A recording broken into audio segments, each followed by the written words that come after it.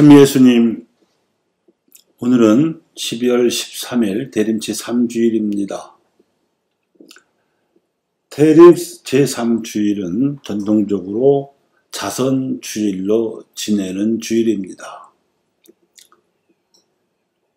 이것은 가난아이들에게 복음을 전하는 교회가 되어서 주님을 맞이하려는 지향에 따라 1984년부터 한국천주교주교회의가 정한 결정에 따른 것입니다. 자선은 가난아이들에게 주님의 사랑을 실천하는 한 가지 방법입니다. 하지만 가난아이들에게 복음을 전하는 일이 자선으로만 충분한 것은 아닙니다. 정신적인 회심이 따라야 하기 때문입니다. 그러므로 우리는 우선 물질적인 나눔인 자선을 행하되 이를 통해서 우리 자신도 궁극적으로는 하느님 앞에서는 그분의 자비를 입어야 하는 가난한 존재임을 깨닫는 정신적 회심을 해야 합니다. 그래서 가난아이들은 우리를 하느님께로 이끌어주는 천사와 같은 존재입니다. 이 회심에 따라서 우리보다 더 가난한 이들과 우리의 삶을 나누어야 우리가 주님의 성탄을 맞이하기에 합당한 준비를 할 수가 있습니다. 그러니까 가난하고 병들어 소외된 이들에게 사랑을 나누는 물질적인 나눔, 즉 자선은 우리가 하나님께로부터 자비를 받을 수 있는 자격을 주는 기회요, 성사입니다. 그러므로 정신적 회심이라는 근본 지향 없이 가난아이들에게 베푸는 자선으로만은 가난아이들에게 복음이 전해지지도 않거니와 교회가 복음화되지도 못합니다. 그만큼 가난아이들의 복음화는 교회라는 건물의 기초가 되는 것이요, 원이라는 도형에 비유하자면 그 중심입니다. 그래서 이사야는 메시아께서 오시면 선포하실 복음을 이렇게 예언한 바 있습니다. 주님께서 나에게 기름을 부어주시니 주 하나님의 영이 내 위에 내리셨다. 주님께서 나를 보내시어 가난아이들에게 기쁜 소식을 전하고 마음이 부서진 이를 싸매어 주며 잡혀간 이들에게 해방을, 갇힌 이들에게 석방을 선포하게 하셨다. 주님의 은혜의 해를 선포하게 하셨다. 그런데 이 당시 이스라엘 백성은 바벨론 유배에서 겨우 풀려나서 황폐해진 옛 고향 땅에 돌아와 망연자실해 있을 무렵이었습니다. 그런 동족들에게 이사야는 새롭게 희망을 주러 오실 메시아의 소식을 알렸던 것입니다. 그리고 그분은 동족 가운데 가장 비천한 처지에 놓인 이들, 즉 가난한 이들과 마음이 부서진 이들과 잡혀간 이들, 그리고 갇힌 이들에게 기쁨이 될 소식을 전하러 오시리라고 장담하였습니다.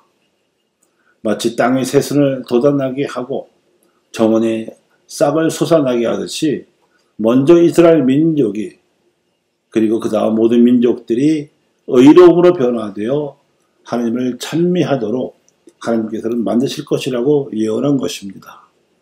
그리고 그 변화는 이스라엘 민족 안에서도 가장 비천한 처지에 놓인 이들이 먼저 기쁜 소식을 듣는 것으로부터 시작된다는 것입니다. 과연 이사야의 예언대로 메시아로서 이스라엘 백성들에게 오신 예수님께서는 메시아로서의 사명을 천명하셨는데, 이때 이사야가 예언한 바로 그 부분, 즉 오늘 독서 내용을 인용하셨습니다.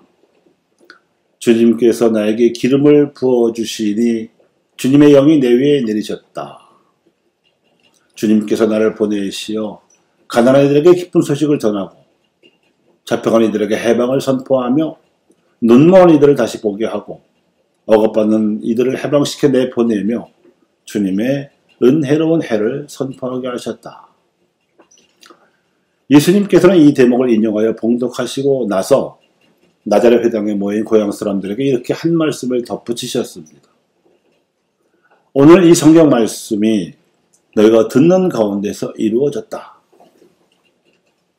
그러니까 이사야의 메시아 선언이 바로 당신께서 공생활 내내 받들어 실천하실 사명임을 천명하신 겁니다. 그 이후 교회 역사에서 가난아이들에게 베푸는 자선이 사라진 적은 없지만 교회 활동의 부록처럼 여겨져 온 것도 사실입니다.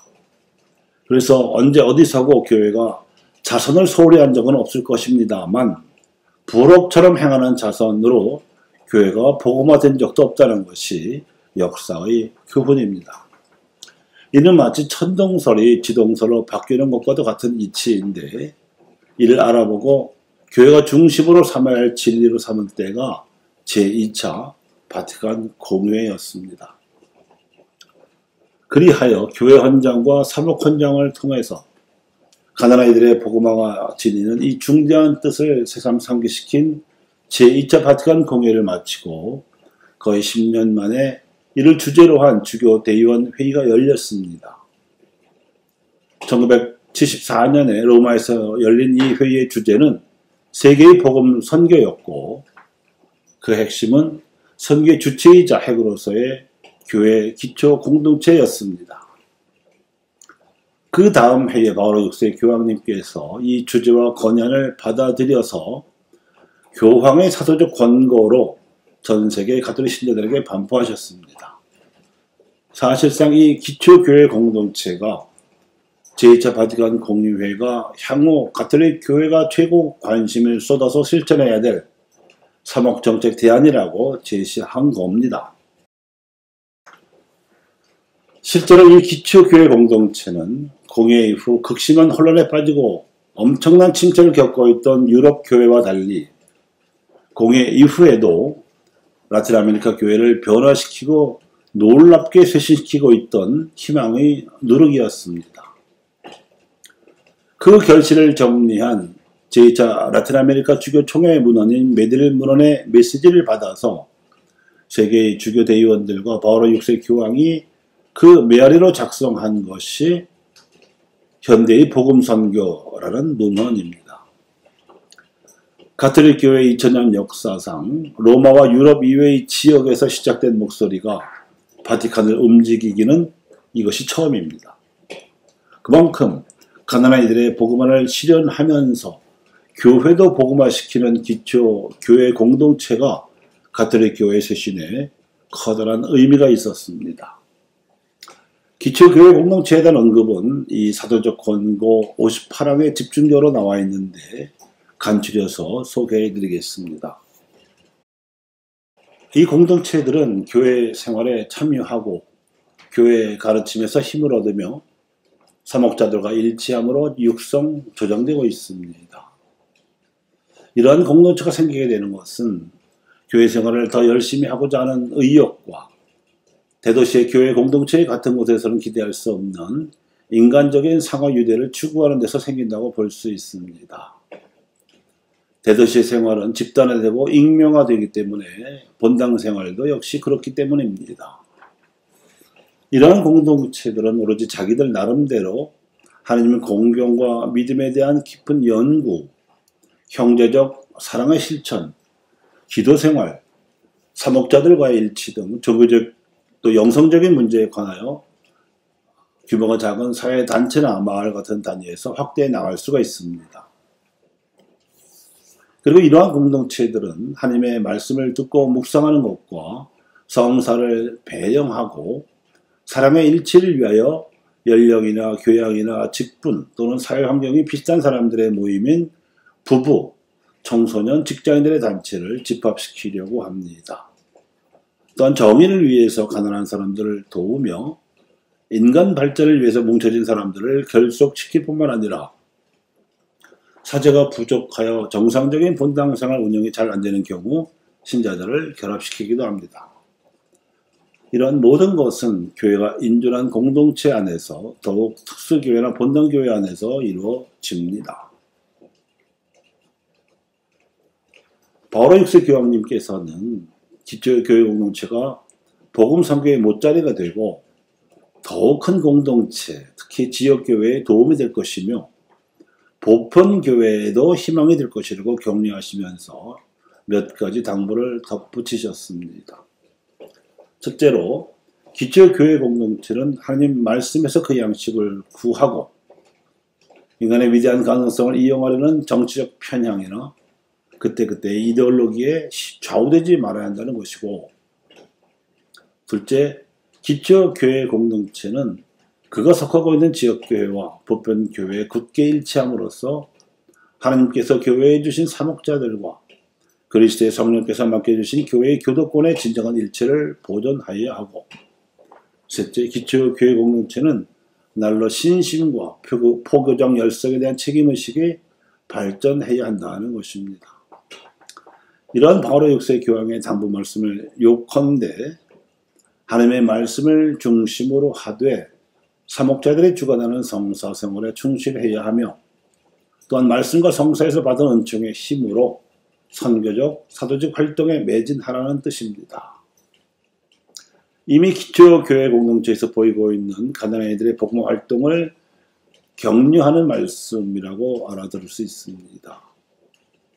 이는 기존의 교구나 본당 조직에서는 사목적으로나 선교적 활력이 갈수록 소진되어 가는 데 비해서 소규모로 평신도들이 그것도 스스로 모여서 신앙을 확인하고 증거하려는 기초교회 공동체 활력은 놀라울 정도로 활력을 얻고 또 갈수록 그 활력이 커져가고 있었기 때문입니다. 실로 기초교회 공동체의 생명력은 평신도들의 자발성이었고 성령의 이끄심에 따르는 신앙 감각이었습니다.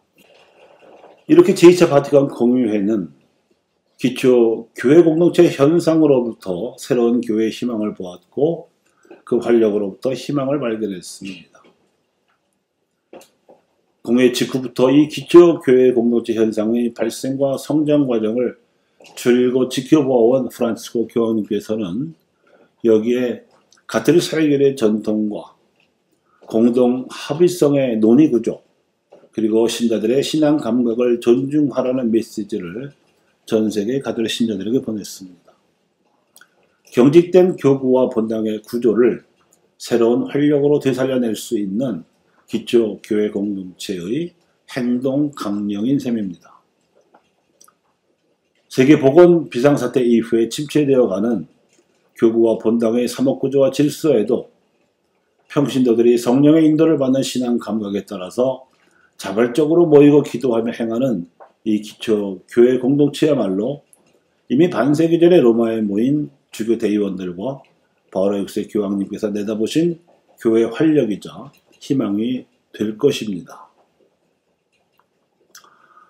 이상 살펴본 바와 같이 가난한 이들에게 복음을 전하는 일은 예수님께서 스스로 가난의 모범을 보이시고 그로 인하여 십자가에 달려 돌아가셨다가 부활하신 데서도 알 수 있듯이 삶을 함께하며 나누는 일입니다. 여기서 물질적인 나눔인 자선은 가난한 이들의 복음을 위한 성사로서 주요한 계기가 됩니다. 이 과정에서 사람들이 가난하건 부유하건 간에 가난한 이들의 복음화를 중심으로 하나님께 향하는 회심이 하나님 나라와 그 백성의 관건이 됩니다. 이 관건을 열 수 있는 하나님 나라의 현실은 이렇게 전개됩니다. 즉 강생의 신비에서 우러나오는 인간의 존엄성이 실현되고 십자가와 부활의 신비를 반영하는 사회 공동선이 지켜지고 증진될 수가 있습니다. 창조의 신비에서 귀결되는 재화의 보편성과 최후 심판의 엄중한 잣대가 되는 가난한 이들을 위한 우선적 선택이라는 기준도 자발성과 신앙 감각으로만 실제로 엄중하게 받아들여질 것입니다. 섬김의 명령을 뜻하는 보조성과 사랑의 구체적인 형태인 연대성도 기초교회 공동체에 모인 평신도들의 행동 질서가 됩니다. 모여서 함께 뜻을 모으고 함께 행동하고자 할 때 공동 합의적 논의 구조를 존중하는 것과 서로의 신앙 감각을 존중하는 것은 우리가 그리스도인으로서 교회가 되고자 하면 기본적인 요건이라고 할 수 있습니다. 가난한 이들에게 복음을 전한다는 것은 가난한 이들을 섬기는 것입니다. 또한 가톨릭 교회가 기초 교회 공동체로서 쇄신되어야 한다는 것은 성직자들이 평신도를 섬기라는 것입니다. 이 두 가지가 모두 다 우리가 참으로 예수 그리스도를 닮은 그분의 교회가 되기 위한 길입니다. 최후의 만찬에서 예수님께서 제자들에게 말씀하신 대로 그분을 기억하여 복음 진리를 사는 교회를 상상해 보시기 바랍니다. 복음에 대한 기억력과 교회에 대한 상상력이 우리를 구원할 것입니다. 감사합니다.